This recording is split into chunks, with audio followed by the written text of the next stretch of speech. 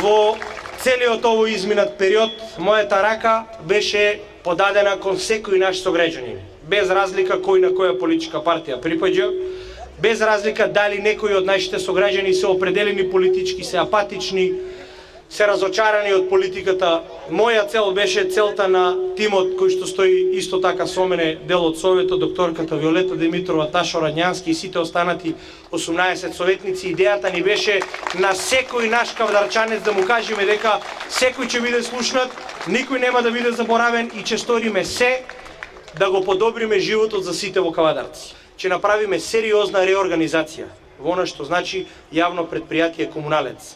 Бидејќи секој од вас плаќа сметки, бидејќи секој од вас донира во она што значи општински буџет.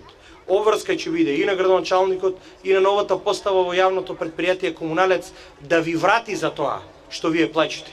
Да го среди градот и од аспект на чистина, и од аспект на хортикултурно уредување, и од аспект на овозможување на целиот оној простор кој што е несреден, од аспект на и на урбанизација, но и од, би рекол, нови тротоари, нови зелени површини, нешто што е изворна надлежност на секој градоначалник.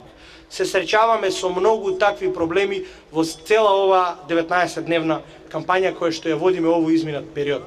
И за сите тие прашања ќе има слух и кај мене и кај Советот на општината. Нема да бидеме арогантни, тоа ви го тврдам, бидејќи јас сум сосема свесен што значи да се биде градоначалник на втората најмоćна општина во Република Македонија, која што придонесува за полнење на републичкиот буџет. Ви го давам тој избор заради тоа што долги години сум веќе во оваа работа. На некој начин и моето искуство од година во година е се поголемо. И токму од тој аспект сум свесен, ви тврдам и ви гарантирам и ве убедувам, бидејќи јас сум убеден дека нема по изборот да бидам ниту вообразен градоначалник, ниту пак да бидам недопирлив. Напротив, 4 години ќе ги поминиме заедно.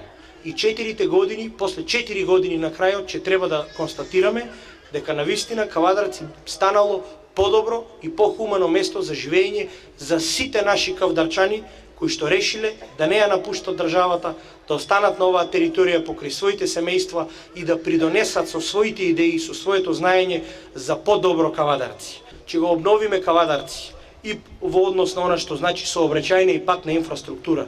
Ќе изградиме неколку нови кружни текови низ градот кои што реално ќе ја подобрат и безбедноста на градот, а и ќе го разубават градот.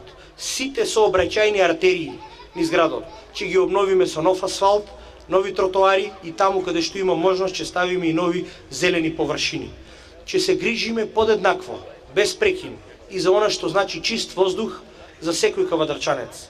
Заради тоа што со екологијата и со воздухот нема компромис.